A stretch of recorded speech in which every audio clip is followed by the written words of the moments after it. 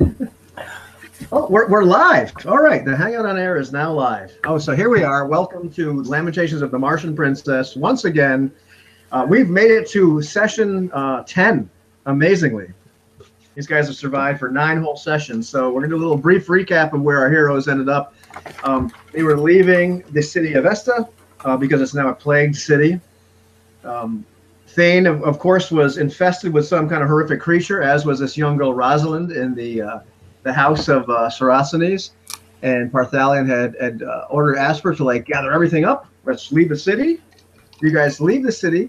Against all odds, there was a successful exorcism, for lack of a better word, of both Thane and this young girl, and they both survived.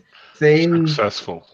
Was somehow changed. We're not sure. Well, something happened. We don't know, but it seems to be. He seems to be okay, except this kind of red glow was in his eyes for a moment that both Bran and Parthalion noticed, and Umanak, as usual, didn't notice a thing because, well, Umanak's cool. He just is a little slow. We love him, Umanak. He's a good guy.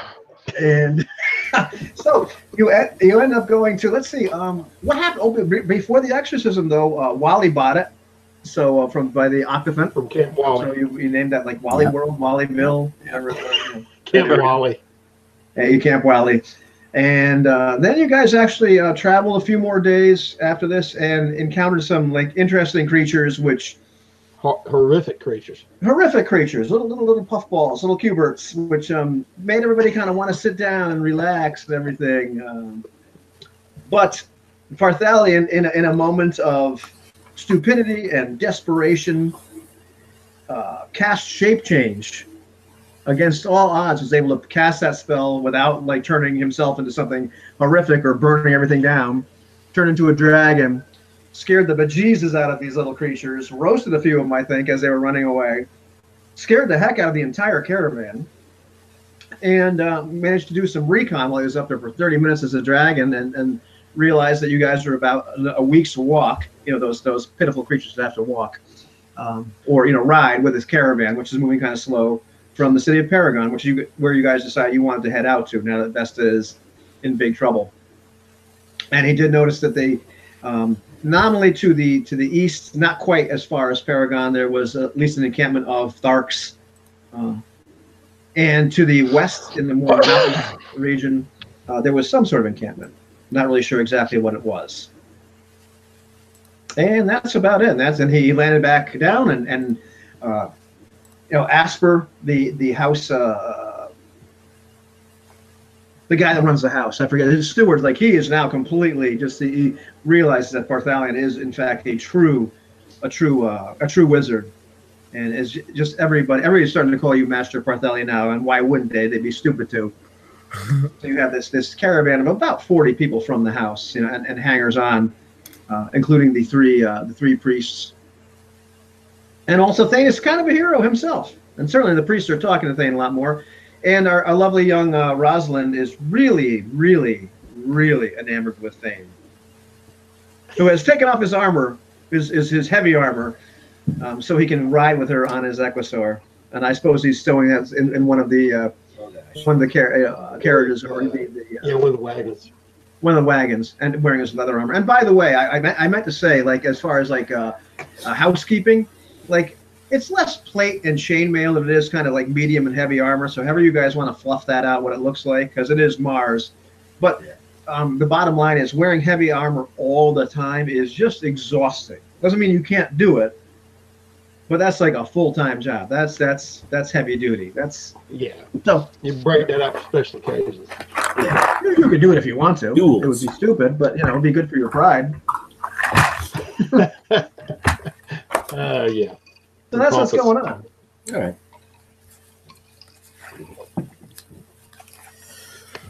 All right. So Parthalion will go over to Thane and to Bran, and Umanak as well. I will inform them of the results of of what I have seen from the sky. There are 2 encampments on the way to the city of Paragon. To the east lies an encampment of Tharks, and to the west, an encampment I couldn't see very well. It might be the daughter of the former ruler of Paragon, Alluvia? Was it Alluvia? That would be correct. Yeah, Alluvia, daughter of the deceased ruler of Paragon. She was rumored to be an outlaw now and leading a band of rebels outside the city. So it is quite possible that that is the encampment that I saw. Sounds like you want to meet these rebels.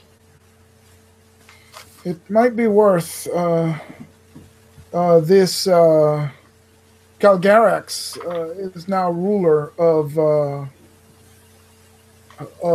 Paragon. If you recall, he's the one who wanted the Eye of a Z originally. At this point, I'm uncertain which of the two would be most convenient.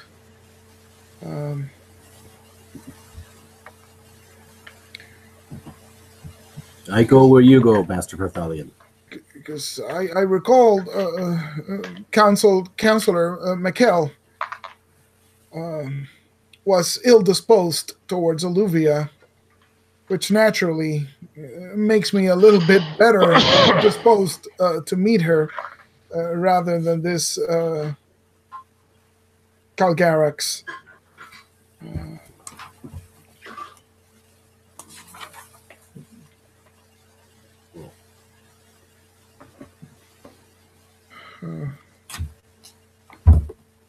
But we must consider, though, if we throw in our lot with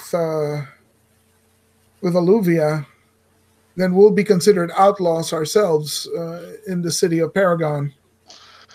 Also, my friend, we have to know what the rest of the caravan wants to do. Whether they want to continue or whether they wish to join us. Should we choose that course? That is a very valid point. I suggest then that we should make our way to Paragon, see if we can provide safe haven for the rest of the caravan, and get a feel for the lay of the land. Perhaps then we'll have more information on whether or not it'd be worth seeking Alluvia out. And about this time, Cyrus, who's been traveling with your caravan, he's got his tinfoil helmet on, and he's got some other like just bizarre clothing on, and he's riding an Equasaur, not terribly skillfully, and he's riding up to you. It's like, that was amazing what you did, Parthalion. I had no idea you could do that. Only in times of great need. There is danger associated to working such powerful sorceries. Well, listen, I wanted to ask you something because, I never really thought that much of you before. I mean, but you seem to be a very wise, a very powerful sorcerer. And so he looks at all of you and says, have you noticed something? Ever since we found Daniil, you remember when we went to go, you hired me or you grabbed me, said you wanted to go find that node, that etheric conduit. Yes. Remember we found that guy Daniil from my last expedition out there? Yes. Have you noticed ever since we found him and he went through that little rift that happened, that little spatial rift that machine created, that things have been kind of weird? Yes. That event may have triggered all these strange changes you now see. It seems that perhaps by going through the portal, your friend Daniil has changed circumstances for all of us.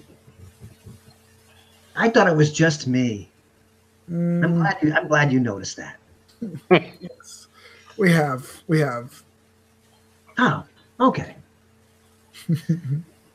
I should double up on this. I don't want the mind control rays to get in.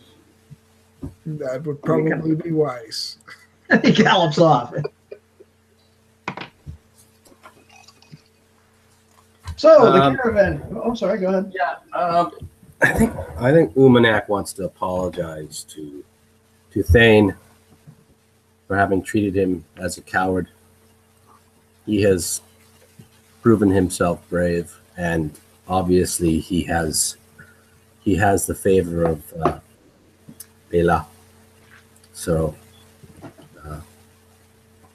accept my apologies, O brave one. And if you are looking for a squire again, I will squire for you. Umanak, at the moment you face the eye with me, you became more than a squire in my name. And then he says, kneel. What? Kneel. Kneel on the ground, my friend. Oh, all right. It wasn't what I was thinking, but all right. Yes. Okay. And he takes out his sword and he touches one shoulder and then goes over your head and touches the other. And he says, "Arise, Sir Umanak." Ooh, Sir Umanak. Ooh, oh, yes. I am Sir Umanak now. And then he says, "We are brothers in arms." And he sticks out his hand, and grasps your forearm in a shake, and holds your other shoulder with his arm. Among my people, that is a courtship greeting, but I understand. I understand. No, your ways are different than mine. Understand it as such. Yes. I have my lady friend, and he kind of glances over his shoulder to Roz. Very well. We are brothers in arms. Yes. Certainly, I like that. That's fantastic.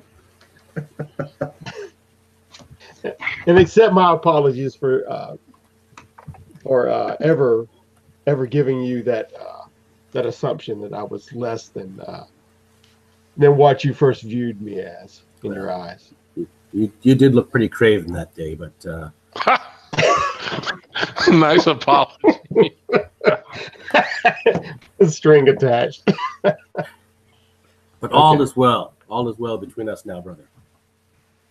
Yes. Yes. Indeed. Let us go forth.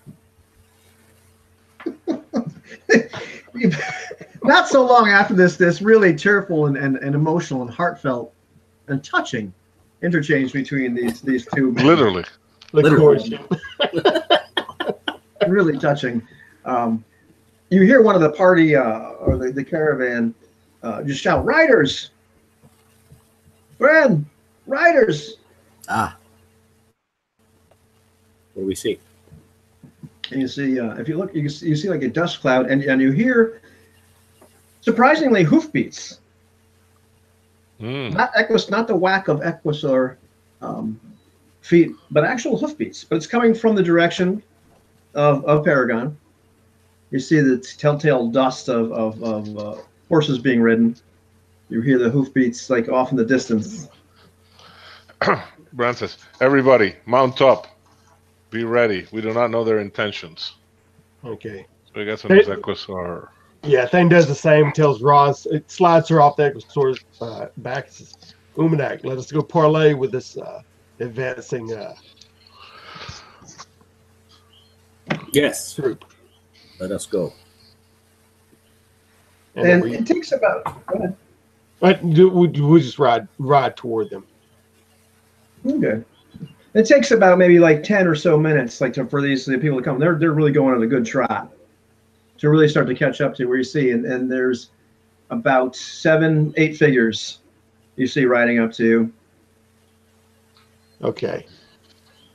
And are they hurried? Do they have bows drawn, or can we distinguish anything? No, they appear not to have any weapons drawn. The horses all have saddlebags on them.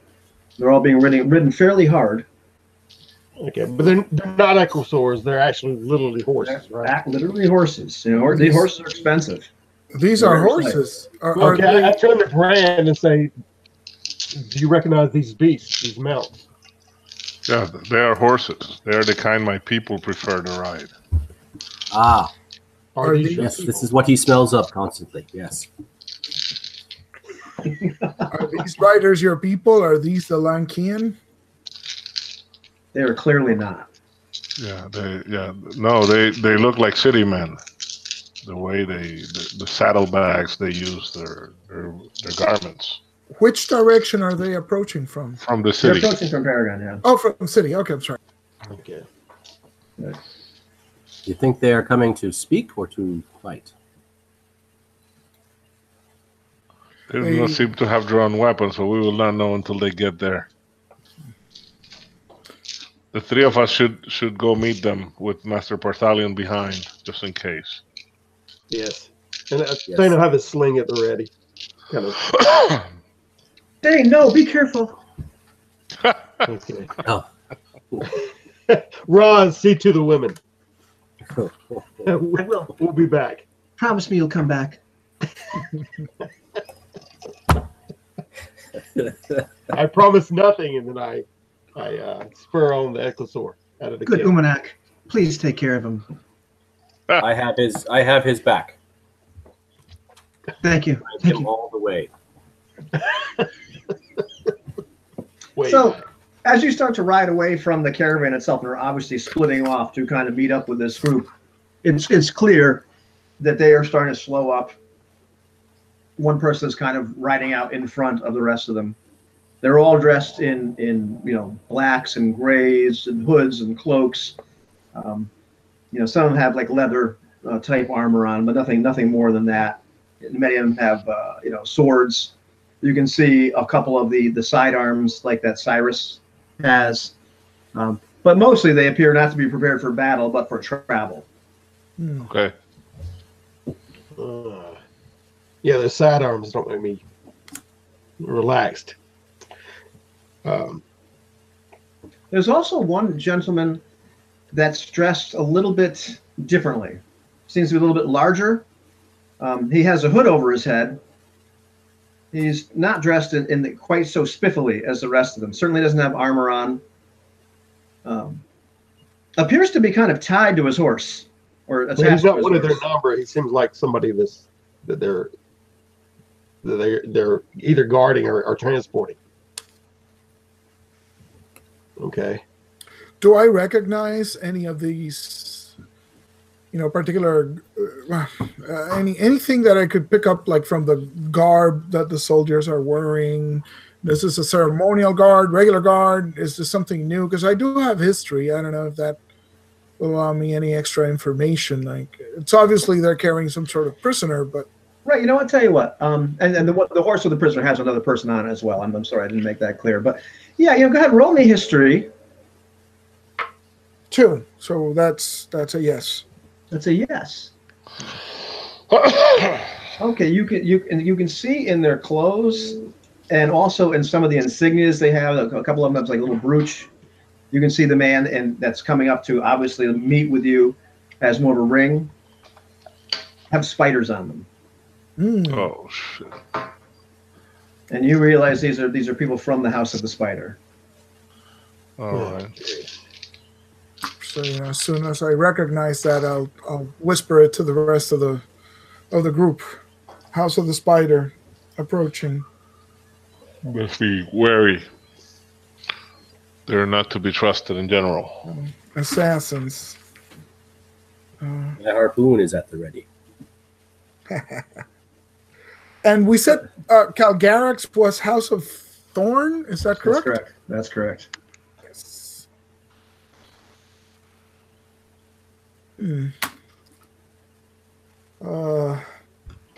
Let us see.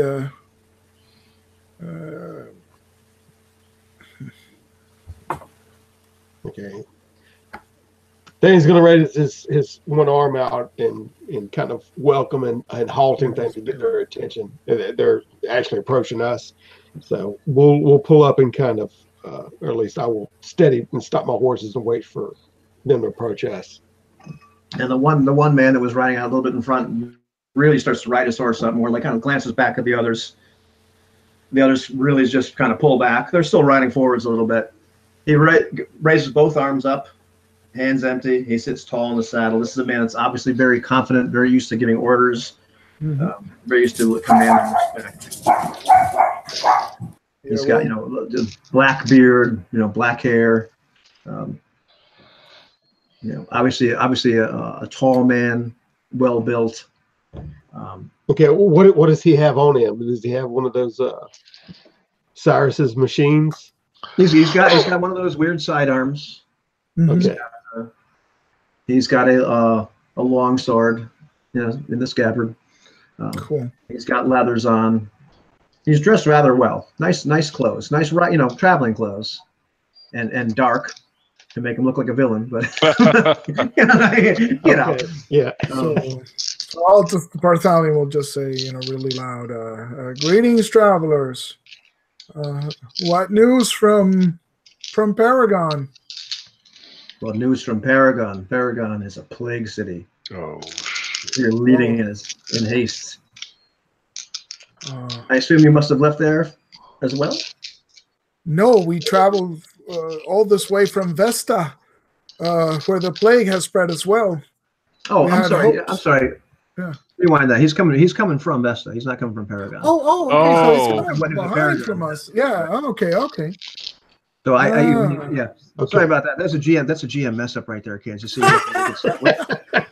So I was assuming all mistakes are final. All GM mistakes are final.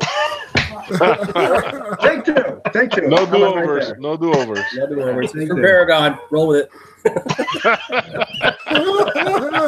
Let's try this again. Are you asking what news from Paragon? Or are you asking what news from Vesta? Interesting. Now I got to think about this. So they're coming up behind us. They're coming from behind you. Yeah. I'm sorry, I completely messed that up. It's been a long day, kids. So it'll be peace travelers. Where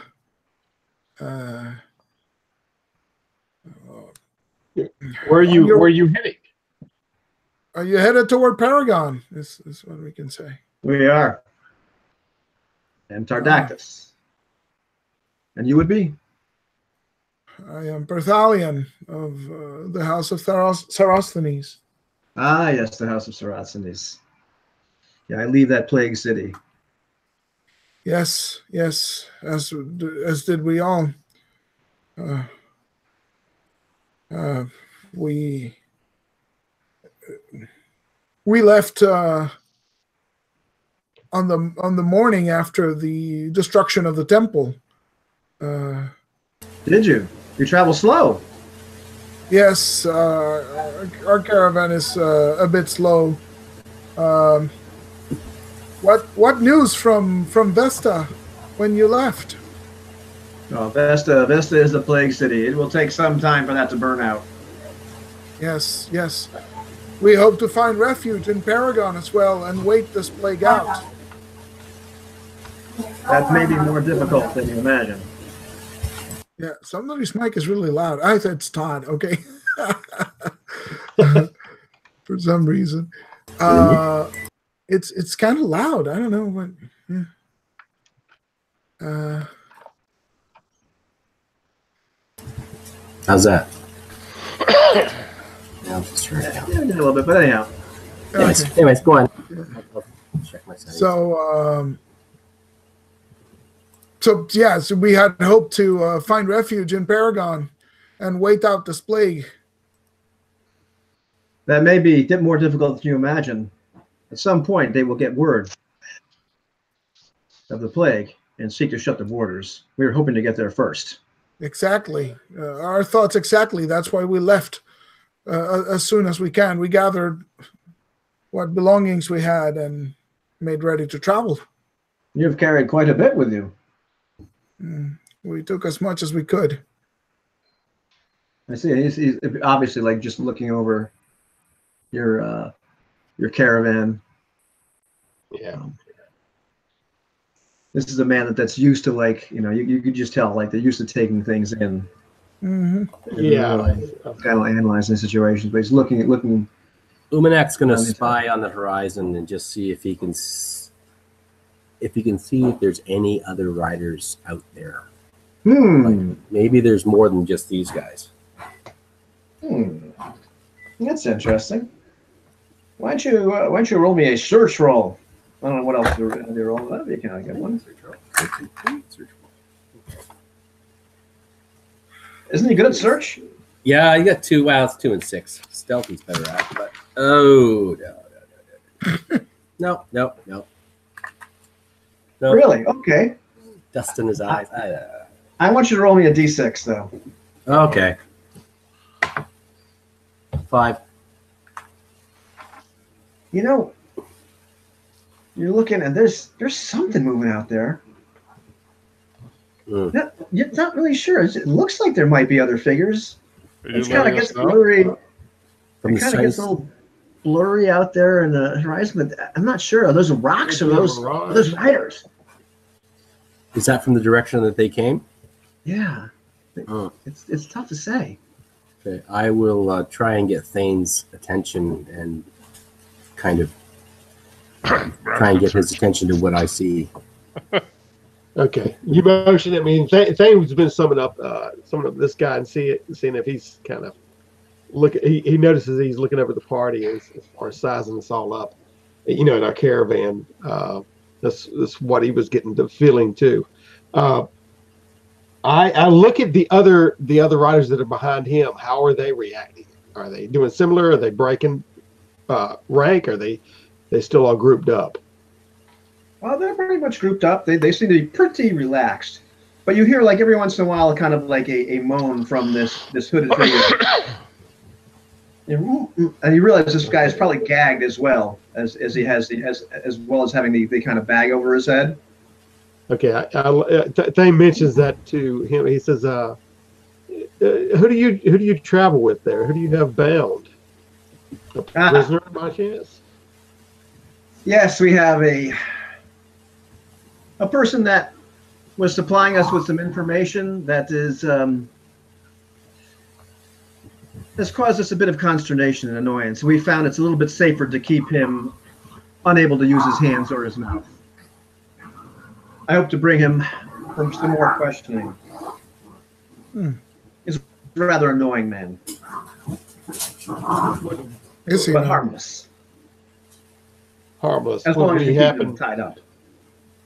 Yeah. What would the name of this man be? Doesn't really concern you. And I'm sure you'll find out soon enough. We'll have to take the gag off and feed him. I'm sure he'll talk your damn head off at that point.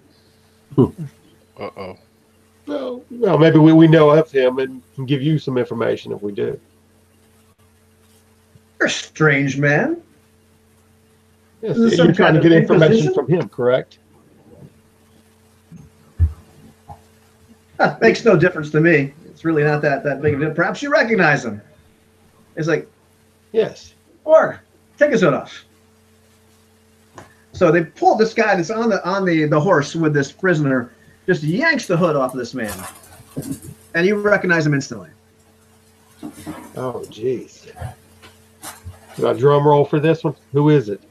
The last time Thane saw this guy, you were busy getting the tar beat out of you in the middle of the streets of Vesta. I think he was watching you get just beat almost killed. The rest of you, the last time you saw this guy, he said he was going to watch the kitchen while you guys went up, and so Chosimba is he was nice. He's gagged. His hands are tied. Nice. And he's on his horse. Okay. Now I immediately look at Umanak for his response. Umanak looks at him like he wants to kill him. He's gripping his harpoon even harder and Barthalion gritting his teeth. Barthalion says, "We've had the misfortune of running into this man before. I believe he has absconded with a book that was property of the House of Saracens. You wouldn't perchance have the opportunity to recover said book from this man, would you, Master Thardakis?" We had several books on him. We have most of his belongings. I suppose you could look through them. Perhaps we could arrange some sort of deal. I'm a bit of a merchant of sorts. Oh, After all. may we offer you the hospitality of our caravan, as small as it is. The hospitality, not the caravan, right? As poor as it is. I was hoping that we have been riding hard, and it seems that in these areas, a large group might do better than a small. But we do not mean to impose. We have brought our own food. I simply saw other travelers, decided it might be good to investigate.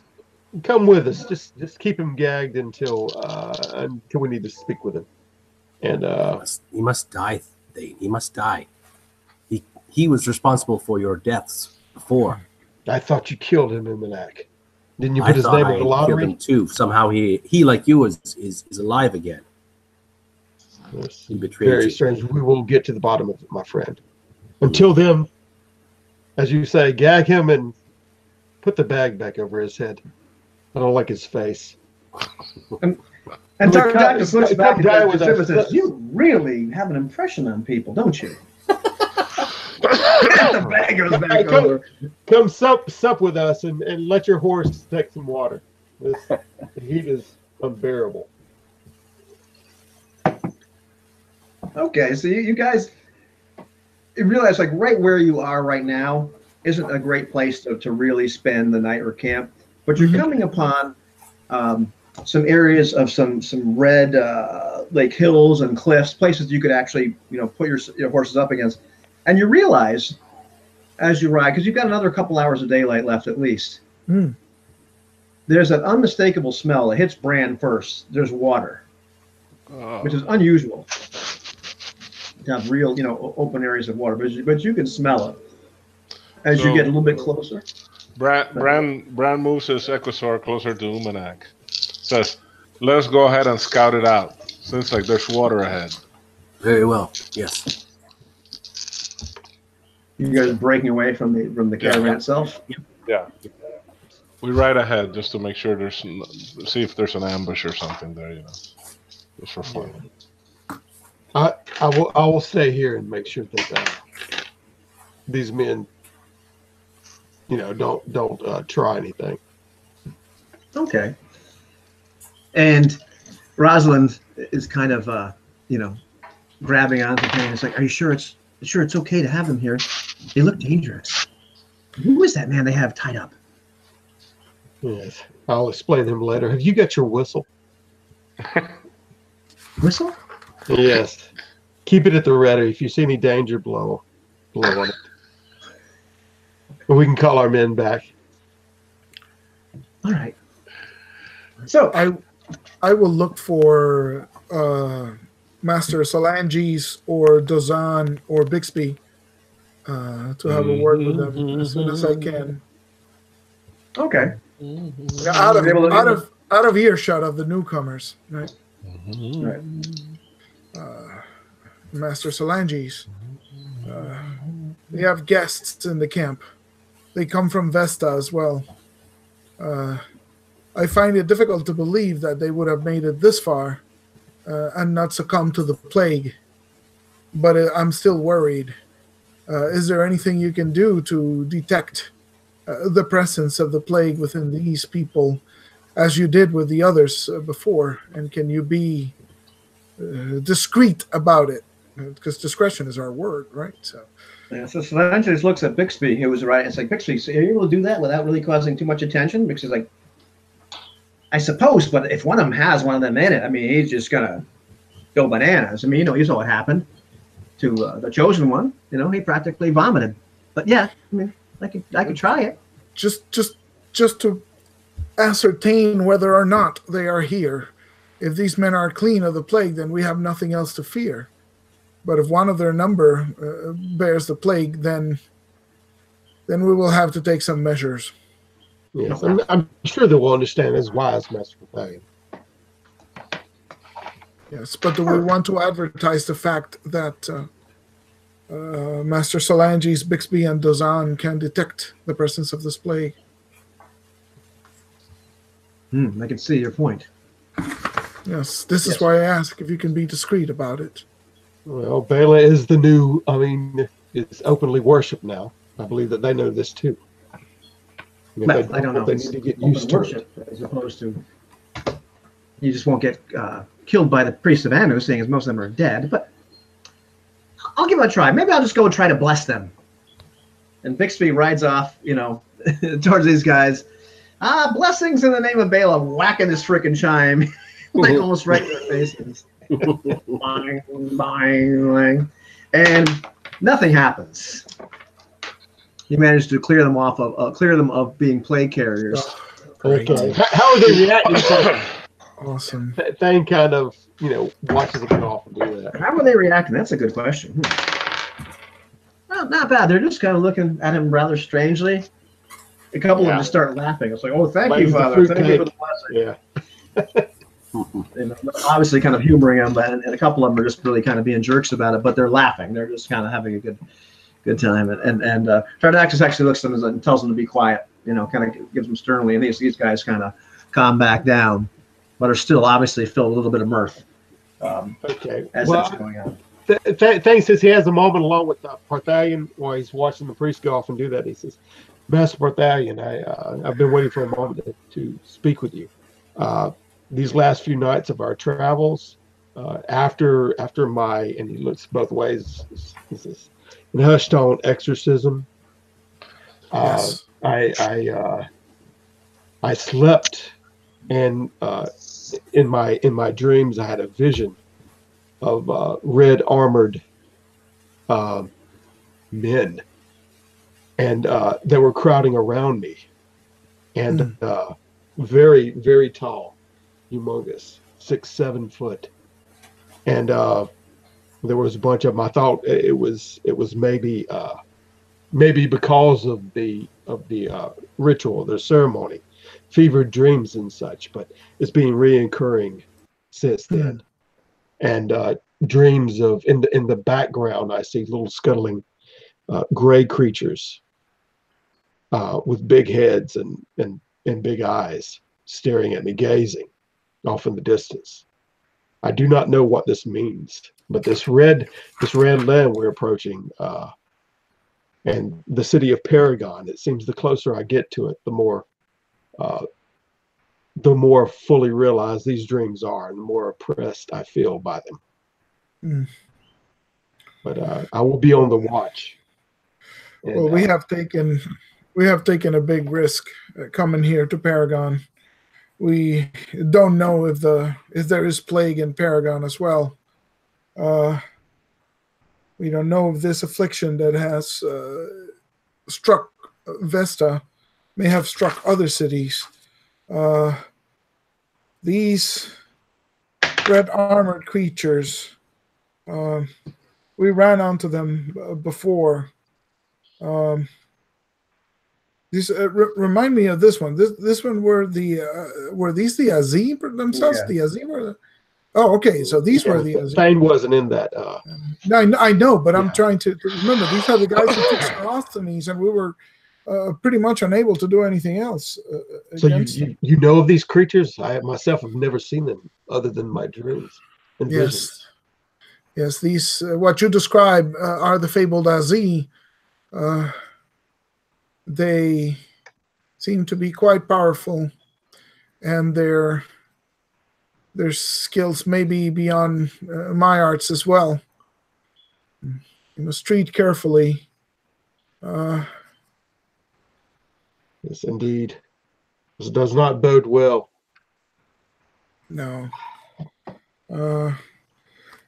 Okay, so out of character, just to make sure I have this, make sure I've pieced this together, right? The Eye of Azi was in the Temple of Anu. Well, the Eye of Anu. What? The Eye of Anu. The Eye of Anu. Yeah, that's right. Oh, okay. So the Eye, yeah. But the Azi did institute the worship of Anu, correct? That's what people talk about. That's what people talk about. Who knows? But as these men are having this conversation, what happens to our other two brave stalwart heroes who've rode off to following the scent of water. Well, you ride up and you can smell it really, really well now. Right. The unmistakable smell of water, and the area you're in now has just more cliffs, and there's these large, ominous formations of red stone, which, as you start to look at them more, they seem almost like ruins. Like some of them are natural, but some of them look like there's ruins, just like worn down by lots of time, lots of erosion. Not everything looks like it's natural. But there's pools of water. It looks as though they're fed by some kind of underground stream, which is unusual that would get that close to the surface because back in Vesta it was something that required a rather significant series of wells and irrigation to actually get the water up. But this seems to be a place where the water's pretty close to the surface. Okay. Umanak will say to Bran that this may be a good place to gather supplies of water. Indeed, it might be a good place to set up camp. Let us take a look around for tracks to see if there's been anybody here recently. Okie dokie. Well, what does Bran have, a 4 and 6 bushcraft? Yes, sir. All right, go ahead, go roll me a d6 just to see. 4. Okay, that's good. That's good. You actually do see a bunch of tracks. Some of them are rather obscure, but because this area is actually pretty rocky, so it's not as easy to really see the tracks. You see some tracks of what probably are human footprints, in boots, look to be the right size. There are also some tracks of creatures that you've only seen the tracks a few times. They are creatures that a man would not ride. Dark horses?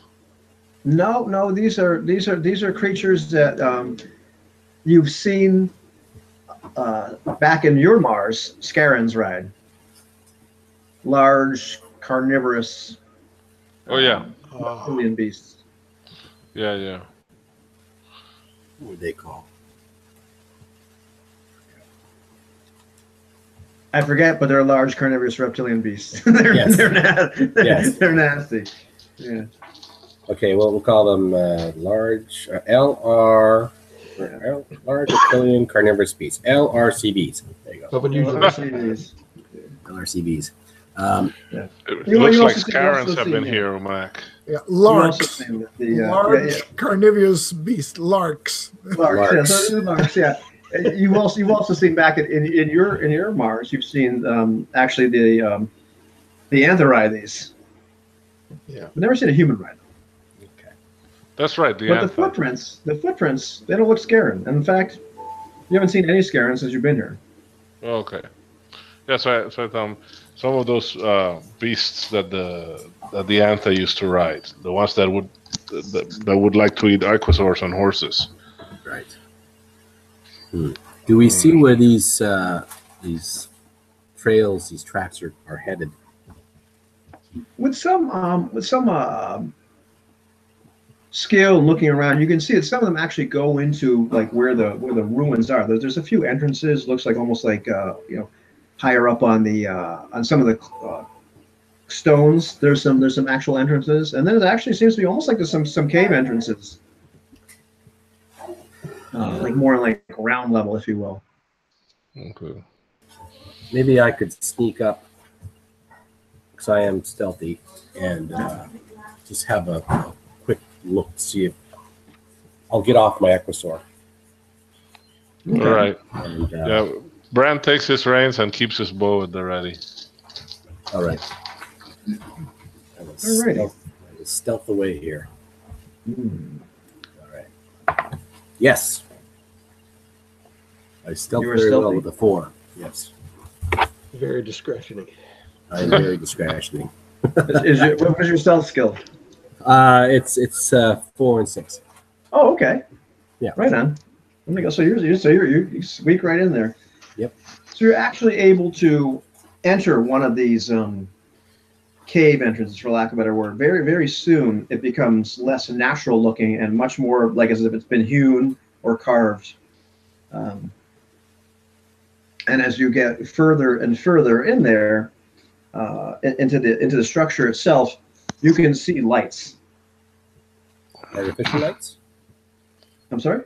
Artificial lights? Oh, it doesn't look like torchlight. It is definitely light. It's not sunlight. It doesn't look like torchlight. That seems to be too steady. All right. And can I hear anything?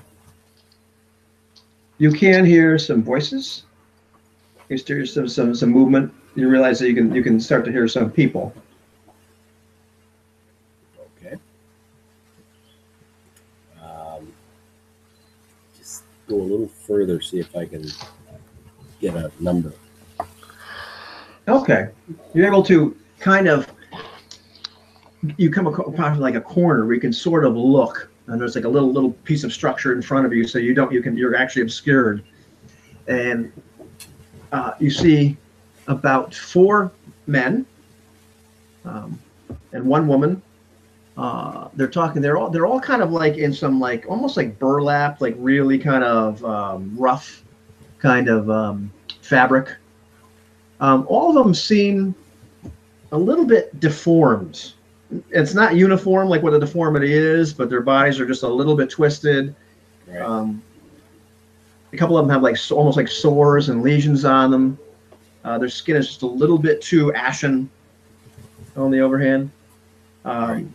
But a couple of them are in the middle of like butchering a game animal. Okay. And and are they armed? Are they armed? Yeah, none of them actually has a weapon on them, but they seem to have these crude spears, and the spears are like fashioned out of like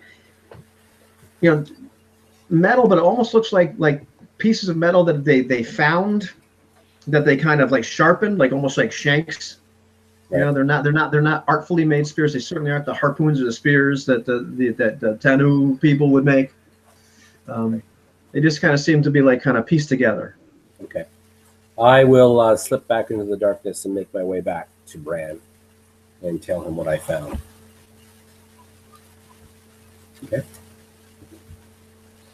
All right. Bran, there are 5 in there. Strange deformed people. People? As in men? Not men. No, men and a woman. And they're cutting up something that they caught with crude weapons. They are deformed. They are covered in sores, and the pallor is grayish. So some sort of tribesman, and they may be ill. The question is whether this water is safe then. Yes.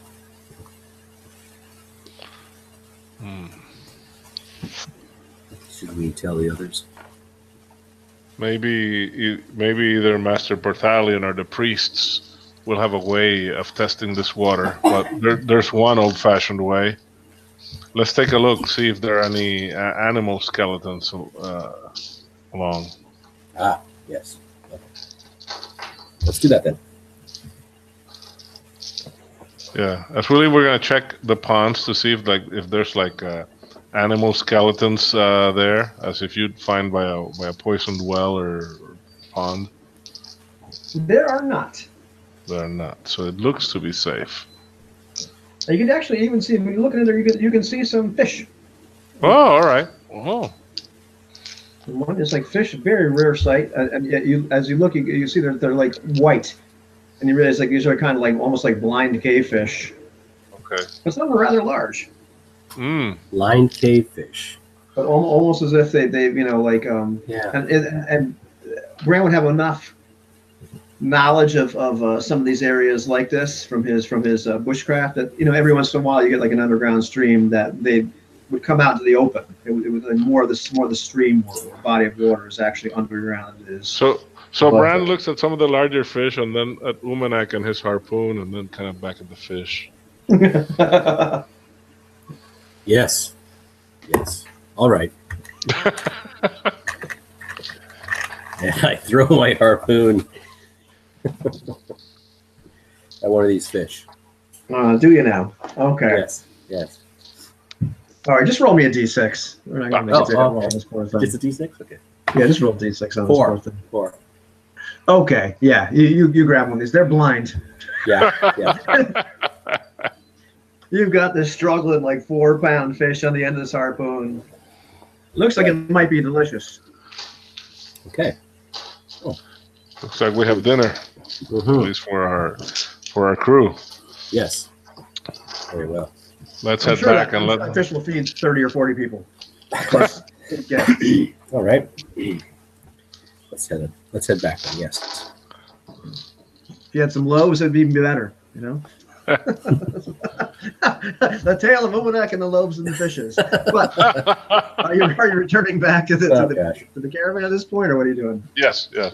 Let them know what we found. Yeah. Alrighty. If Umanak had the loaves and the fishes, the story would probably not go the way you'd expect. No, probably not. Sure wouldn't. However, this is not that story. No, not that story. This is not that story. So, as the two of you return to the caravan, you can see that Parthalion has been talking to Thane. People seem to be okay. Generally getting along okay, even with the strangers. The figure of Jasimba, even though he's hooded, looks miserable. Just the way he's slouched, you can kind of hear that sort of moan coming in from every once in a while. Righteous indignation. But at that point, and it's getting to be just about close to twilight, there's this horrifying sound and sight. And the sound is kind of like a distant like rumble, almost like a rumble and a hiss. But the sky itself starts to get way too dark, way too fast. And it's coming from the direction of the east. And Bran, you know exactly what this is almost instantly.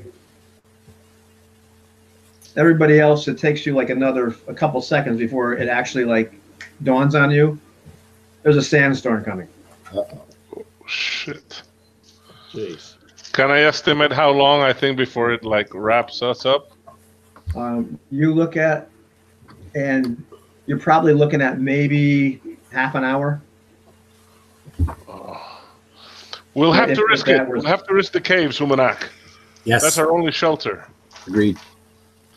So Bran rides to the others and says, "Sandstorm, everybody mount up.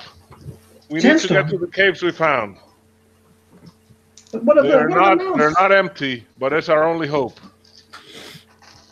Everybody starts to move in earnest. The men of the House of the Spider are quite helpful, actually, getting everybody going. They all seem to have been through like dangerous situations before, and Tardakis is already kind of barking some orders to people who are giving him a look. He's like, "Are you stupid? Are you stupid? This way! Get those Equisaurs moving! Tie that up! Batten down those hatches!" Rolling. Yeah. Thad's doing likewise with the caravan, trying to load everything up. He's telling Oz to blow her whistle and get everybody, kind of orientated to where we need to go. Now I'm looking at Brand. Lead us to these caves you speak of. Everybody be ready. There are some primitives there. We do not know if they're warlike or if this is their territory, but it's the only shelter that I can find at this moment. Yes. Better face the primitives than this wall of sand. Yes. I will take up the rear. Umanak will take up the rear. Make sure there's no stragglers as we get everyone into the woods. Well, I mean, Chuck Simba's going to be at the rear with you, so you can make sure he. If anybody has to be left behind, it'll be him. What happened? So, yeah, as you guys, the entire caravan makes its way into this sort of oasis, if you will, where the caverns start to open up. You actually see some of these other people, coming out looking at the sandstorm, and there's a couple riders also coming your way. They're riding on these beasts. You've never seen anybody but Scarens and the Anther themselves ride. These large larks. They carnivorous beasts. The Equisaurs and the horses are already shying from these beasts, which are muzzled. Okay. But and these people are like completely wrapped up, almost like Bedouin style. And you can only see their eyes, but they're looking, they're pointing at you, they're talking to the other people that are in the caves itself, and they look at you. How many riders are in Larks? Huh?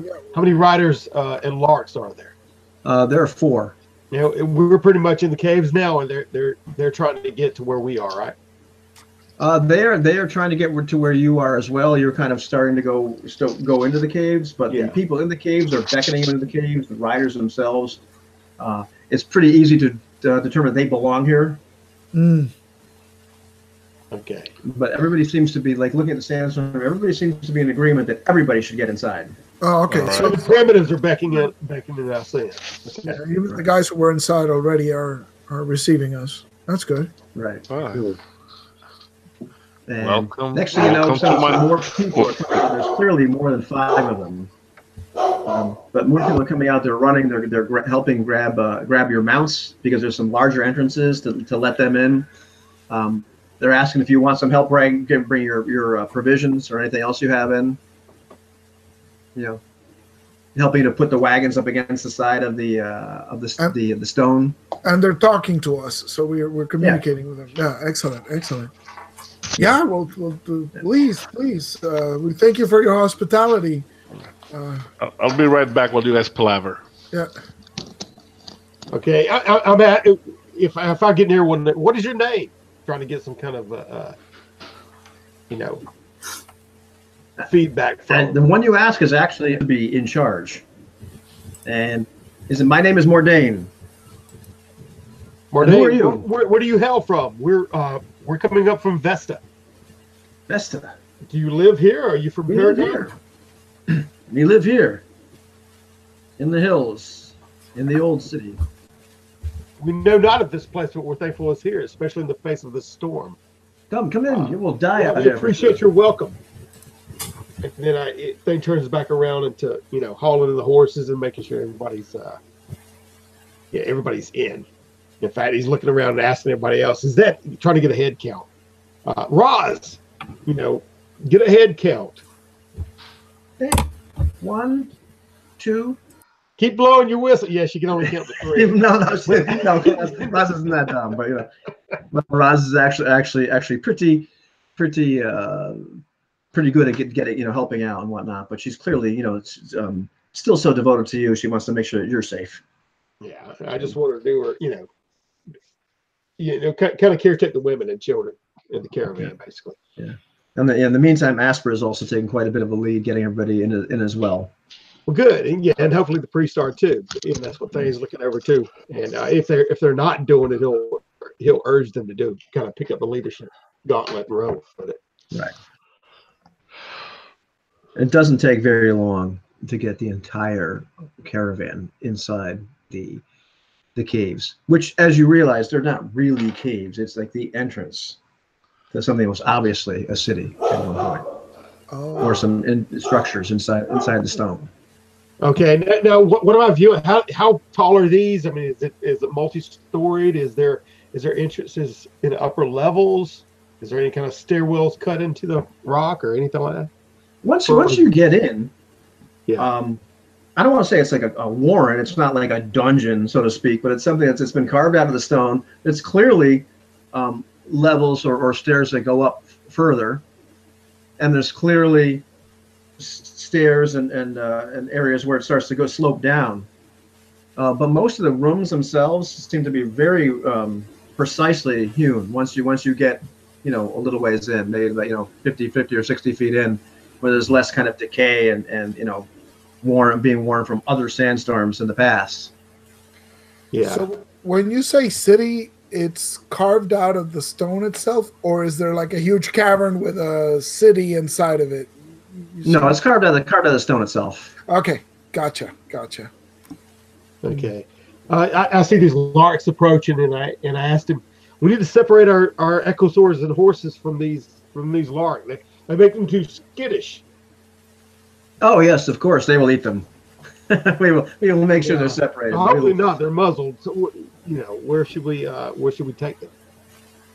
And he talks to a couple of other men, and they confer for a little bit, and they decide finally they're going to use the one area. Yeah. And when I say there's, I mean, it's not inside a cavern, but there are some parts of this that are clearly like natural caverns as well. Mm-hmm. Okay. So they move. You said about 30 minutes, so the storm should be pretty much, I would assume, pretty much on us right now. Yeah, the storm at this point, you can hear it. It's starting to get deafening. Okay. And you have to really start to push your way further and further into this complex. And you realize the farther in you go, you're much farther than Umak had went, which appeared to be in some kind of like outer area where they were like, cut up food and cook it, that sort of thing. It almost seemed like there was like a refuse pit, like a little midden pile in that area. But the further you go in, you realize that the light here is artificial. It's not from torches. And Umanak wouldn't recognize this because he's never been in any place like this at all in his life. But the other three, you notice that it's almost like parts of the ceiling or the roof. So we recognize it from the cavern? From the relic, yeah. Yeah, it's almost, it's that sort of structure. Yeah, Thane has a little bit of a moment there because he's helping people in. He's looking at some raws, all the women and children in, making sure everybody comes in, and he turns around and sees this. And he has a little bit of a hesitancy, and he kind of hurries up to the front to find Brand. And when he does locate him along the hallway, he says, keep your wits about you. Remember that metal beast that we had to face that time. One could be lurking anywhere. Oh, I remember. Then he breaks off from him, and Mordain, we thank you for your hospitality. What is the name of this place, and what is the name of your people? We are the Argoni. The name of the city has been lost in the mists of time, but we have lived here for a good while. We have decided to leave the other cities of men and settle here. It seems a good place. It is a good place. And you look at him, and you can tell he also is just ashen. He just doesn't look well. And none of these people really look well. They all look a little bit degenerate, a little bit deformed. Just something, like a few of them have like little sores and lesions on them. Even the children. Have my people ever heard of the Argoni? Have your people ever heard of the Argoni? Yeah. Doesn't matter. Oh, well, let's see. You're from Mars too, aren't you? Yeah. Why don't you give me, what can we use?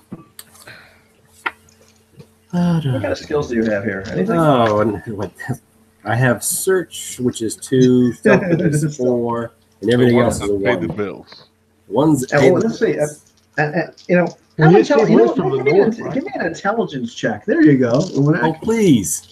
There's no call for that. Just roll. Just roll. Now that's just mean, man. He had to go there. Intelligence check. Okay, so I got to roll under my intelligence. All right. That's correct. You have to roll under your intelligence on a D20. I got a 17. That's slightly above your intelligence. Just slightly above my intelligence. It's something. You've heard something about this, but you just can't put your finger quite remember. Mm-hmm. All right. It's bothering you. Like there's something you should know about this. Okay. But you're not sure. In the meantime, these people have finally led you out into like a very large room. You're not sure what it might have been, but it looked like it might have been some kind of meeting hall or just large amphitheater or something. You're not really sure what the original function of this large room was, but it's clear that they use it for some kind of meeting room and communal dining hall and that sort of thing. And they bid you come and eat. They actually have quite a few fish for dinner. It looks like that's one of the staples of their diet. A couple of other game animals. Looks like one of them might have caught a hexapig. Okay. Thing's been scouting the area since he got in, looking for any kind of nodes or any kind of power source like that, machinery, aside from the metal beast that he's worried about too.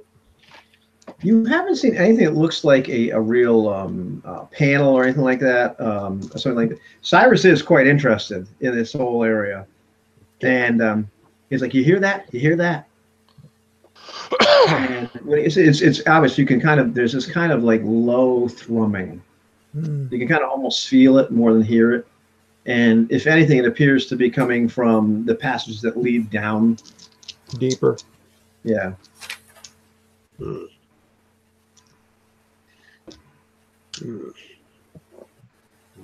In the books that Parthalion has read, is there any mention of something, like ancient technology, engines, radiation, stuff like that? Because I'm concerned. Would it be appropriate to make some sort of history roll and see if I have? Yeah, I think it might be. Yeah, because this humming sound and the ruins, everything's right. So maybe if I've heard any legends regarding whether places like this are harmful to people or whatnot. And then again, it doesn't really matter because that 5 is not going to help. So, yeah, step out for a second. Hold on, guys. I'll be back in a minute. Yeah. This is like an intelligence roll, but even better because he's supposed to know better. Yep. You've read quite a bit about various places and a lot of ruins. Well, quite a few books about ruins, and it runs the gamut. Nothing that's really jumping out at you that says something is more dangerous than others. It's more that these places are dangerous in general, that they contain items of power that very often, at least in Mars 1, even the Scarans and the Anta would avoid them in many cases. These lost cities and these ruins, yes. Yes, and we saw from the last ruin we explored, it was quite dangerous. But what you don't ever recall for sure is there being any sort of ruin in this area. I mean, you've been to Paragon before, at least in your world. But you don't recall any sort of mention of anything like that in this area. But and again, you didn't know anything about the area that Cyrus had gone to before. Cyrus is quite enamored with the whole place. Looking around here and there, he's actually put on another layer of tinfoil on his head though. So there should be some great stuff down here. Great stuff.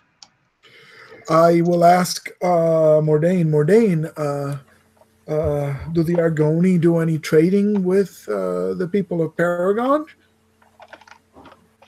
We do not generally interact with the people of the city. They worship strange gods, false gods. But come, let us sit down and give thanks to the sleepers for this wonderful feast and for the ability to be safe from the storm. Yes. Thanks, the sleepers.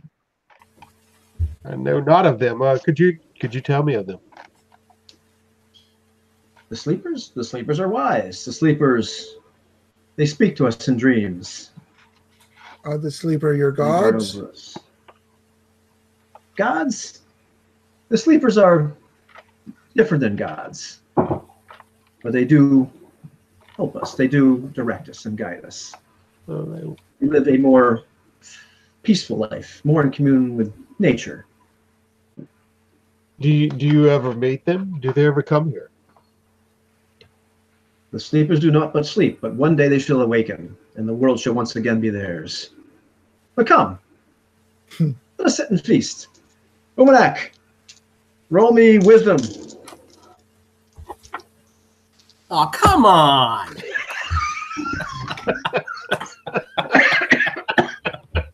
A 7. What? A 7.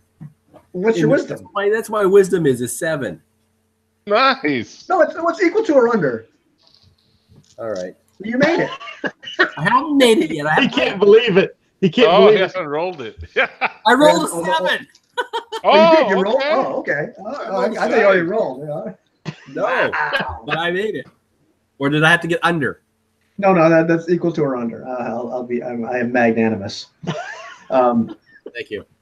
As you're sitting there and they're eating the fish, and you look around all these various people, you notice that they have various little trinkets on. Things that are just little mismatches. Almost looks like they just picked up that various little bits of debris and doodads and kind of adorned themselves. But you notice two women have these like little necklaces or fetishes on. You realize they're like from the Tanu people, from your people. Ah. Okay. Nice. Right. Okay. And these are really personal items. This is not something that somebody would, give to somebody else or trade or make. Here, go buy this. It's kind of like that crap he eats. Yeah. It's like Benya, but different. Yeah. What was that called? The Benya. Benya. He eats it and smokes it. All right. Well, Umanak's only got a wisdom of 7, so I think he'd kind of make note of that and go, you wear nice to these ladies. You wear very nice jewelry, trinkets on your necks. Oh, why, thank you.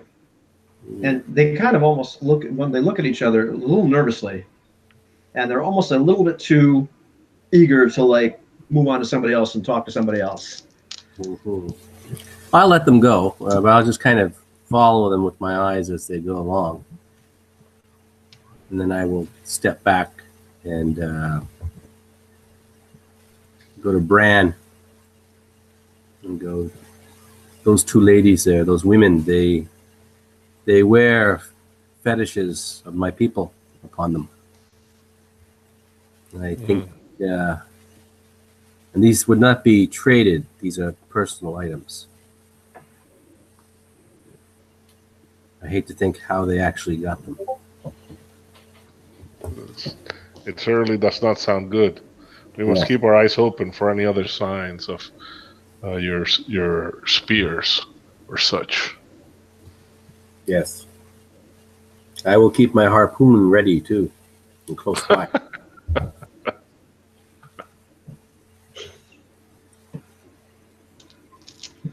All right.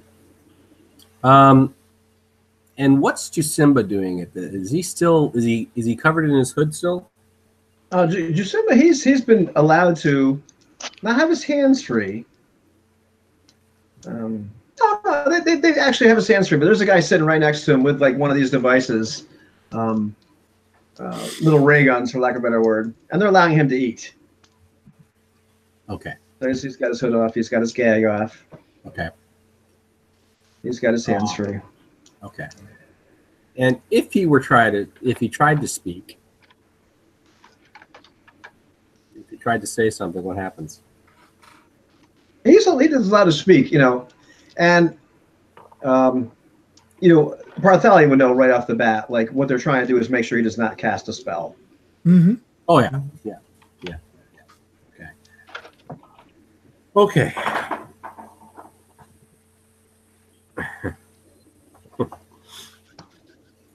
Kind of hard changing gears. You can do it. Oh, all right. So So Jasimba's scarfing down the food, you know, and oh, Master Partholian, so good to see you again, and Thane, dear Thane, how are you?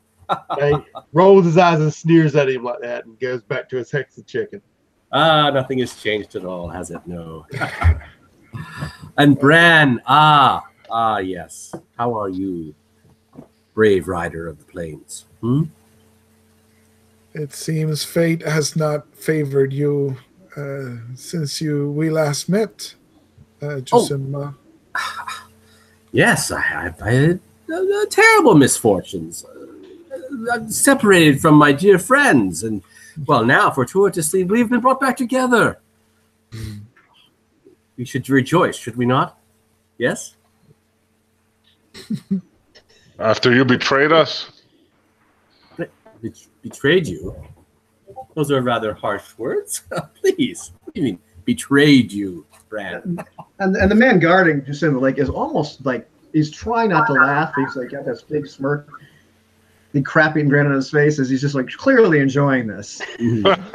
But now it's one of those moments that like is generally reserved for Powered by the Apocalypse games. Why? Why is the House of the Spider so pissed off at Jasimba? This is something I'm curious about. Are you asking me? Yeah, I want to know what did he do to tick these guys off? I gotta remember now. Okay, so who did he slit the throats of? He slit the throats of the guards. That was those are the guards, Mackel's guards, and those were Falcon House guards. In the meantime, the House of Spider, the guy Tardactus, if you don't recall, he was getting fingered for the actual assassination of Saracens. And Tardactus, Jasimba would know this. Nobody else really knows. Tardactus is a drug dealer. That's his big thing. Like he's more of an underworld. He's like a black market. Like he at a real corner of the black market in Vesta. Okay, now this Jasimba is not from this reality, so I think there might be a mistake in like maybe I had been working for them at one time. The Jasimba from this reality had been working for the Spiders, unbeknownst to everyone. Yes. But wait. The one who betrayed us is the one from this reality. Right. It was dead. Yeah, it was dead. Killed him. Yeah. That killed him. Tardactus is a drug dealer in both realities. You know, this is the kind of person that Jasimba would know. Jasimba knows this guy. Huh? Yeah, he's just the kind of person that Jasimba would know. Is this the kind of person Jasimba would know? Yeah, I think so. Yeah. Oh yeah. Yeah. But not this version of him. Not this version. This is Jasimba 1, right? And, Jasimba 1. We have Umanak 2 is what we have. So just to make sure that, from the alternate worlds. Yeah. Right now, Tardactus 2 and the Spider House 2 is really pissed off at Jasimba 1. Exactly, because maybe they think he's Jasimba 2, right? So maybe Jasimba 2 owed him money or betrayed them before or something. Yeah. Well, maybe Jasimba 1 isn't really sure why. Maybe they're pissed off at Jasimba 2 and they mistaken identity. Exactly. Oh yeah. I mean, I'm not the Jasimba they're looking for, but because he was not the Jasimba you're looking for. Move along. Because Umanak 2 had Jasimba 2 killed, right? Yeah. Mm-hmm. Okay. All right. Oh my gosh. Okay. I'm still wondering how Jasimba 1 got here. Oh well, yeah. Well, that's that's what's been going through Thane's mind this whole time. Yeah, I'm gonna have to think about this. I'm sorry. That's okay. I gotta draw a diagram. Yeah, I love time travel, man. It's so, oh god.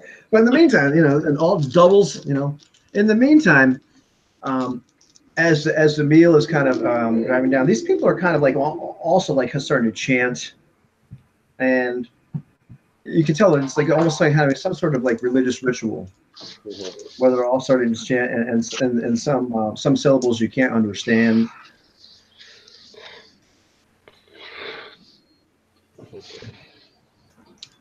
So thing gets up from the we're sitting at a table or on the floor, or how we're doing that in a circle.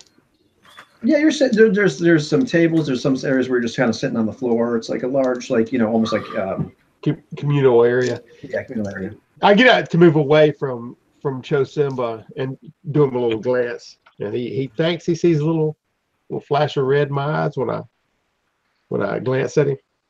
But I move further away from him to finish my meal and bid Roz to come with me.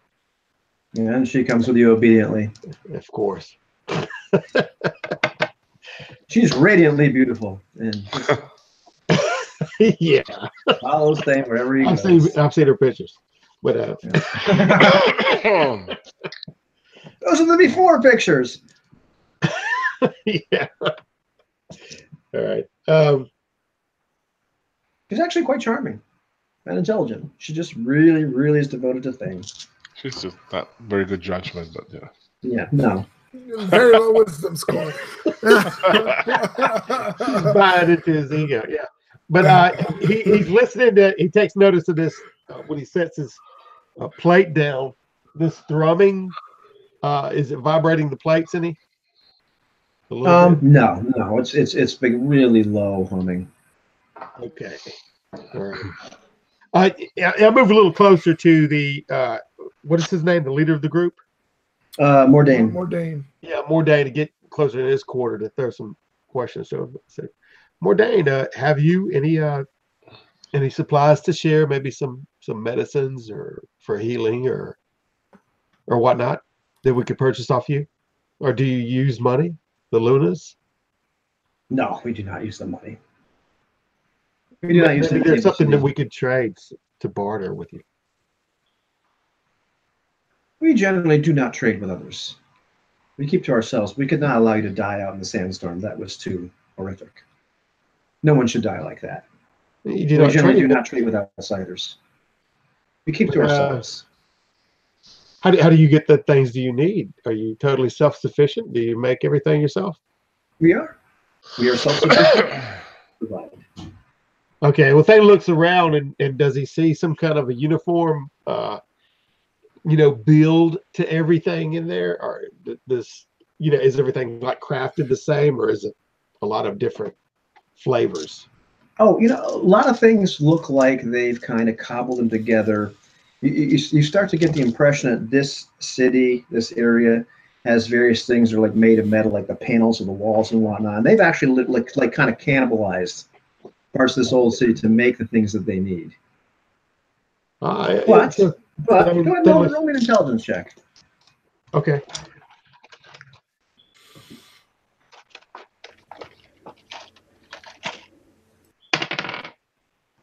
Hey, I got a 1. Whoa!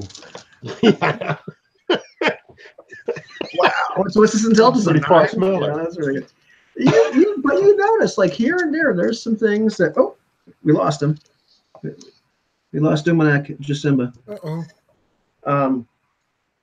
But you start to notice that there's objects that clearly are from. Oh, there it is. There's objects clearly from like more modern society or more civilized society.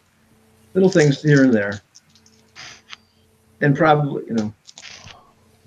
Thane looks around and says, I see. Well, you do well for yourself. Does your people scavenge for what they need? At times, yes, of course. And you find it. If you do change your mind, we would be looking for some healing potions. Potions, possibly. There are some herbs used in medicine, but whatever you may have to bind wounds or bandages or anything. I mean, I see your people.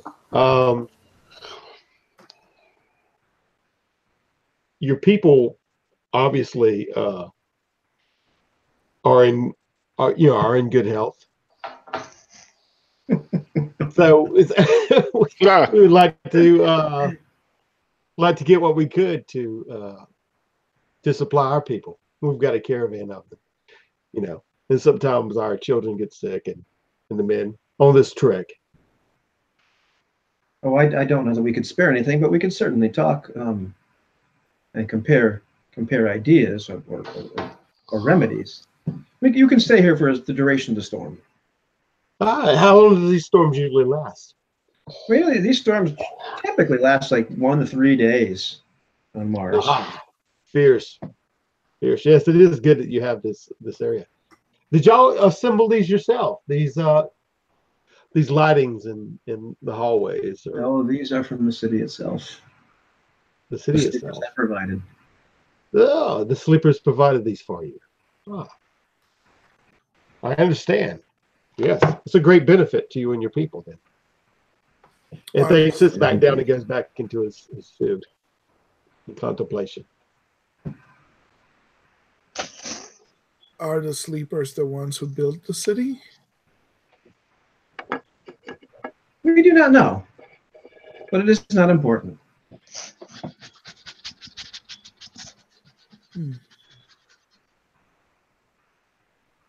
Is the food actually good, or does it have a foul taste to it?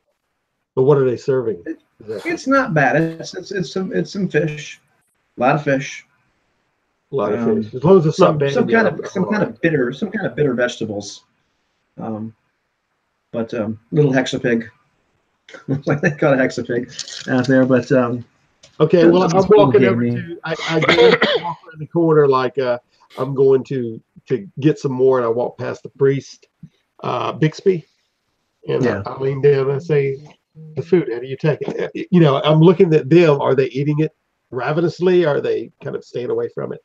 Like it's the priests? Yeah. No, the priests are eating. They're hungry, and Bixby's. Okay, hey. Like Bixby, like, the food good?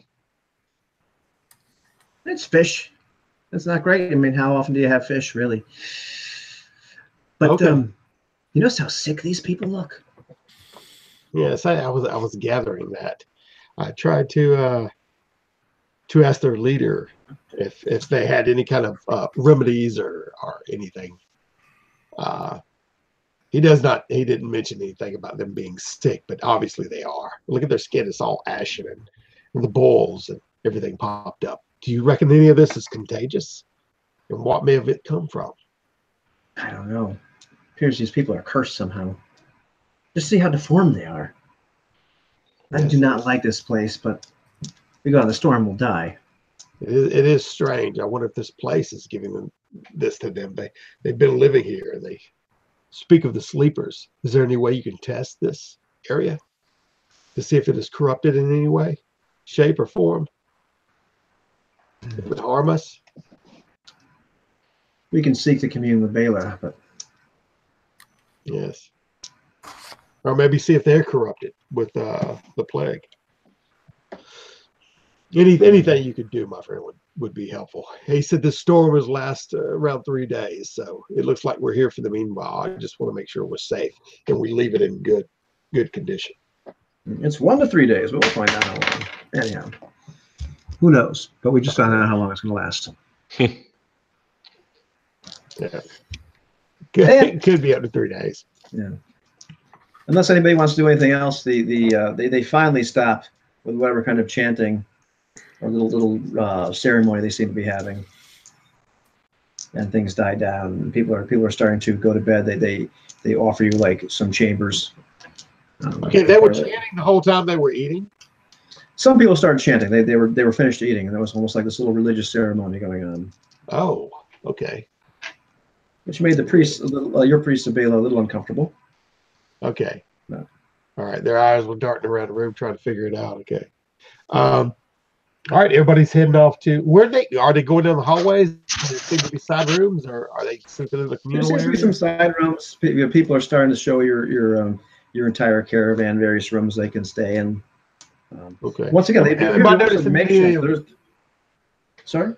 any of the lights clicking off, or when they at a certain time, or is it continual lighting? It seems to be mostly continual. There seems to be some rooms that they're able to actually turn the light off. They're able to put your hand on a panel and turn the light off, and they figure they can do that. Okay. The place where you put your hand, they seem to be kind of made not exactly for a human hand. Like it's a little bit too big. Okay. The fingers are just a little oddly shaped. They're more splayed. Are they thicker in girth, or are they spindly, or as far? I mean, is it an imprint basically? Well, geez, why don't you run an intelligence check again, there, Thane? Thing is, you're the one that's so damn interested about the light switch.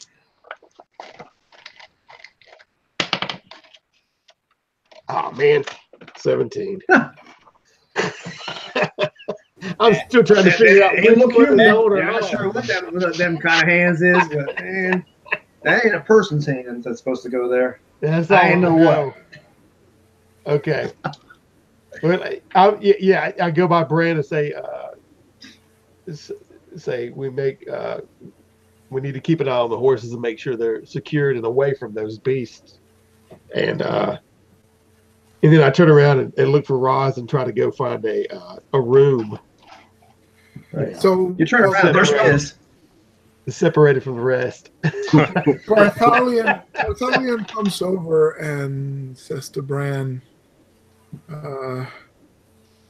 we should keep watch tonight. We have been welcomed thus far, but these people are quite isolated and have strange customs of their own.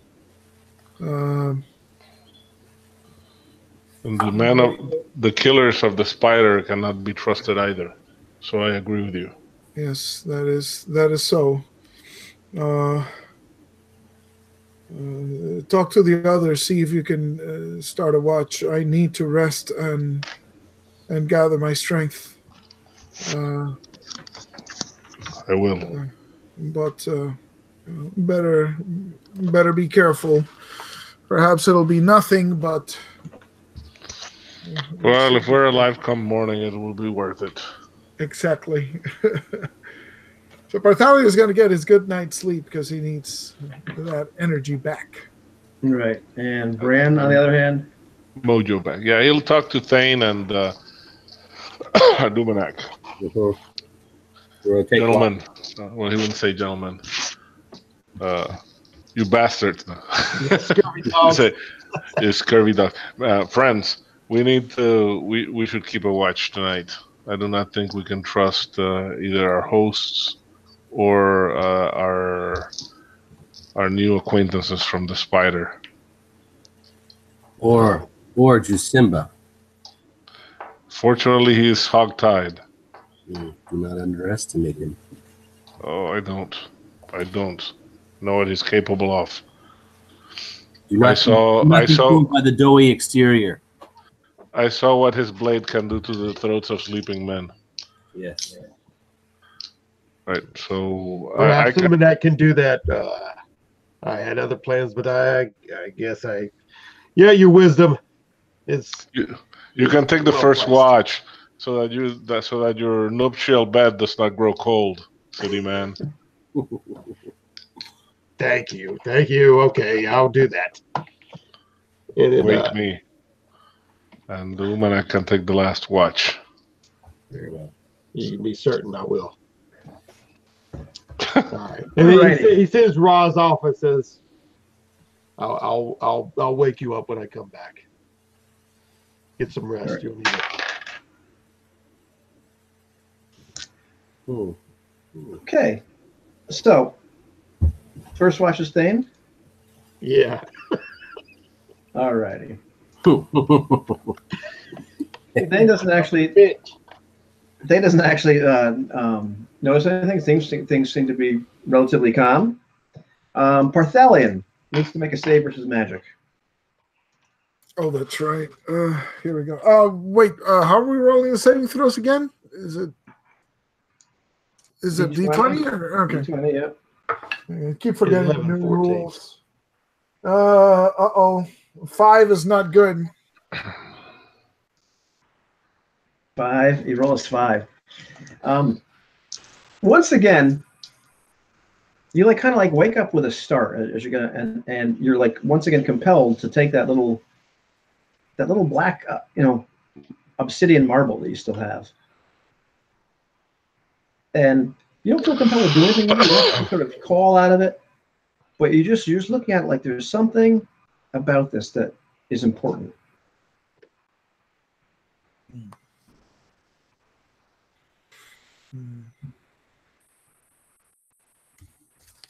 But you cannot figure out what it is. Hmm. And it bothers you. Yes, it does. But nothing comes of it. You just right. can't put 2 and 2 together and get any kind of number. Things, let's see, during so Bran, you had the second watch? Yes, sir. Second watch, at some point you see a shadowy figure against the wall. It's coming from what looked like deeper into this whole complex.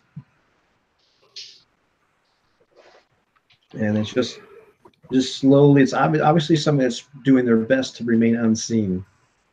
But apparently you were so keen that you just managed to catch something. Their foot made some noise or whatever, but you started looking and realizing where this person was. Were they moving away from us? They're moving from the from deeper into the complex, almost like past you, like as if they're going to another room.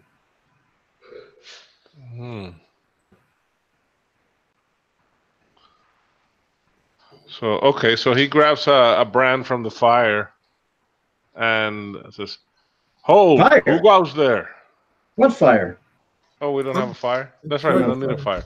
So he So- draws a brand of steel from his scabbard and approaches us. Who goes there? And the figure says, "Hold! Relax, Sunken. Nizai, Tardactus. I did not mean to startle you."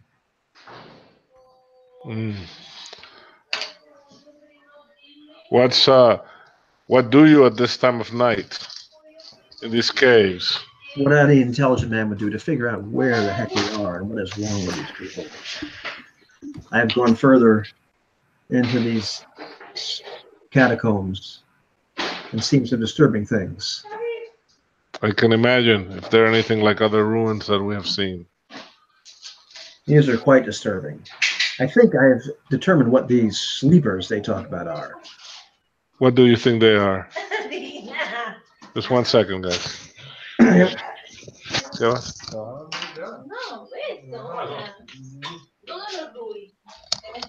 Everybody should be so lucky. That's the first time I've seen Jose's. Everybody should be so lucky. But what does he see? What happened? Cliffhangers. Is the suspense killing you? It's killing me. I have no idea what it is.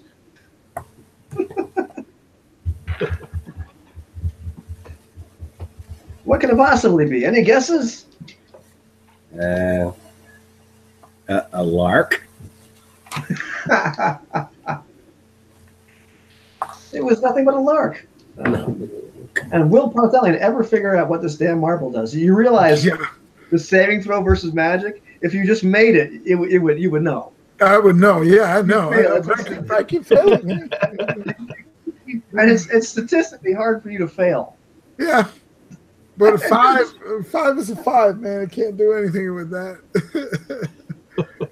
Sorry, guys. Oh, That's that's okay. Some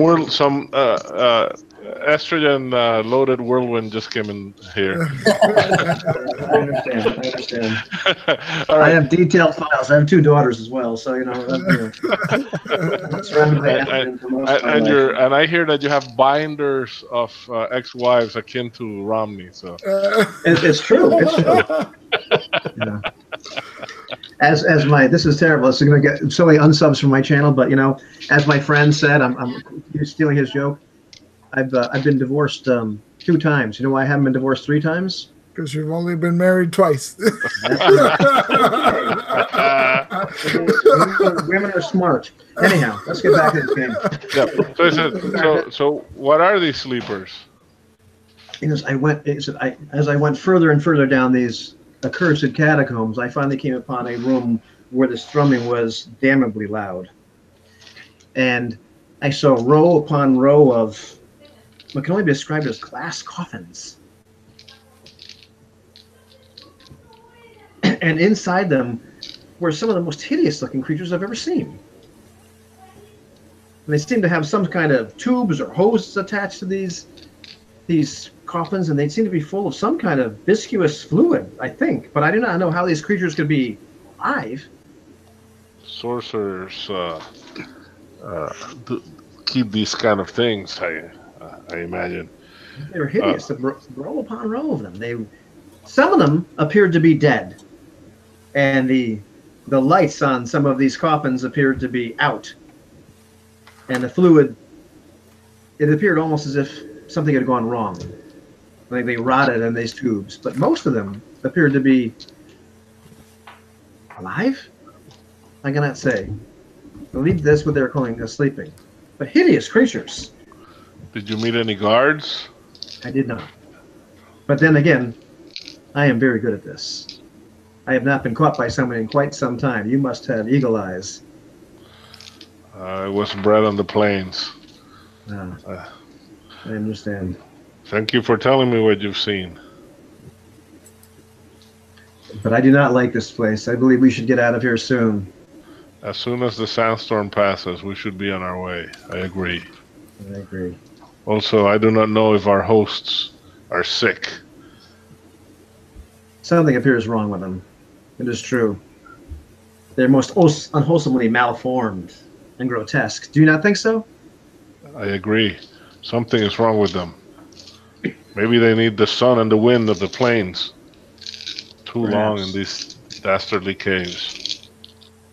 Yes, but I have seen the ruffians and the rabble and just degenerates of our city that live underneath it, and they do not look like this. Unclean, unkempt, maybe, but not twisted and grotesque like these people. Do you think it is because of of these caves? Who can say? Who can say? But I dislike this place. We're agreed on that.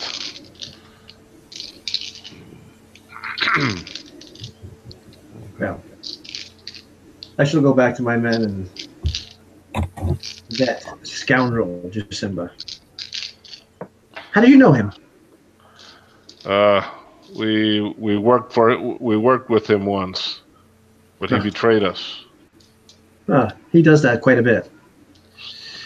Perhaps we should draw from... straws to see who gets to kill him. It seems that stupid fellow you travel with really wants to kill him. They seem to be blood enemies from the customs of his tribe. But he stole a book from our friend Parthalia. So if we could get that back at some point, that would be very useful. Well, I'm sure it's a valuable book. I'm sure for the right price, we can arrange a trade. I am, after all, a merchant. A man must make a living.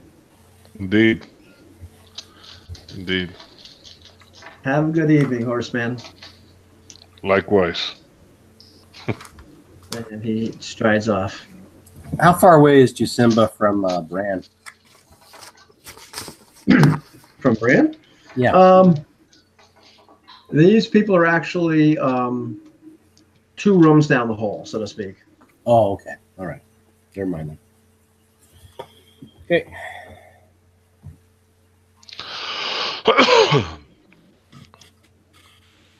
And Umanak's watch goes without the hitch. Nothing happens. Nice. So we should be wrapping up, right? Because it's getting kind of late. Or are we playing another hour? We can wrap up if you guys want to wrap up. I actually have to get up real early tomorrow morning, so it'd be nice. That's fine. Yeah. Right. I could just say at this point, the next day, the sandstorm, they've sent out people to check it out, is still going quite strong. Oh, wow. It does not appear that you're going to be going anywhere anytime in the future. And you were told you were in luck, and Mordain says today they will have a special celebration. Who? Mordain, the leader of the spiders. Okay, I didn't catch that. Okay. No, the leader of our hosts. People, Morgane. yeah. Yes. That said today. Wait, that's right. The leader of the origami, Sorry. right? Yeah. Today, in your honor, we will have a special celebration and ceremony. All right. I'm delighted to have you join us. We're delighted to have you for dinner. For dinner, Oops. exactly. Oops. But if you'd like to end there, that's fine. That's a good point. One question about Thane's sleep. Did he get any kind of vibe? I know he was restless and had reoccurring dreams of, the way he discussed with Parthalion earlier. And they kept waking him up throughout the night. But anything else he picked up from this location? From this location, no, but the feelings that you're getting, the types of dreams that you're having, and the overall urgency to find the things out that I told you is really just starting to get really intense. Okay. Yeah. All right. Well, he meets him in the morning. He's got a couple more bags under his eyes than he did the previous day. So that's where he'll leave it. Take it easy with the coupling, man. Right. Save some energy for today's battle. And the thing is, depending on which guard Jasimba has, some of them are really vigilant, but some of them really aren't. Oh, crap. And the right kind of circumstances, Jasimba, if he wasn't controlled by the Game Master, might be able to cast a spell. Ooh. If he was. Okay. The Game Master would never do such a thing. No, never. All right. But if a player who shall remain nameless wanted to do that, I think it would be fun enough for the fiction. Oh, that would be allowable. Yeah, we got to discuss. Let's just say today, not that was today, that the man who has been assigned to guard him, well, he's just not. He's a little lax. Okay. And Jasimba's watched him long enough to know this is the guy that's really not that. It leaves the gag off too long. He's just, Yeah. Okay. I will. I'll come up with something. Starts checking out Rosalind a little bit, too much. Not paying so much, and not paying attention. So I'm just saying. Yeah. Just. And maybe today at some point, Parthalion will be able to figure out what the hell that damn rock is all about. Yeah. At least he's ready for casting any spells if he needs to. So that's always good. Obviously, as soon as these guys wake up, Bran will tell Parthalion and the rest of the crew about what Spider-Man told them. Oh, jeez. That's right. About the sleepers. Right. Yeah. And it's actually amazing that Bran saw him because he has a stealth of 5. Wow. I rolled a 6, so it was, Nice. Otherwise, he would have found it out all by himself and never told you. So Awesome. Yeah. Yeah, it's that was lucky. All right. When are we playing next? Well, here's the thing. I think we had it written down. And my Wednesdays opened up after tomorrow, so we can go back to Wednesdays. 26th is next week. The 2nd would be the week after that. Both of those work for me. Oh, I should do the 9th, the 16th, or 23rd. Otherwise, yeah. 26th Well, is Boxing the Day. 16th doesn't work for me. I'm gonna be in Disneyland, Okay. Disney World, not land. I'm not going that far. Okay. But the 26th, the 2nd, the 9th, the 23rd, the 30th are all open. So you guys let me know. I can't make it on the 26th. That's family gathering that day. Right. So the second's fine though. Second's good. Okay. And my Tuesdays are actually just for the heck of it. The 25th. Yeah, we're not going to play the 25th, but the first is actually good. And Yeah, so is the 15th. But you know, I've got a bi-weekly Tuesday game now. Right on. No, that's cool. Right on. Well, let's just say the second. Second works. Second's probably better. Second works. Yeah, I'm playing on the first actually. So yeah, second's great. Yeah, Outstanding. year.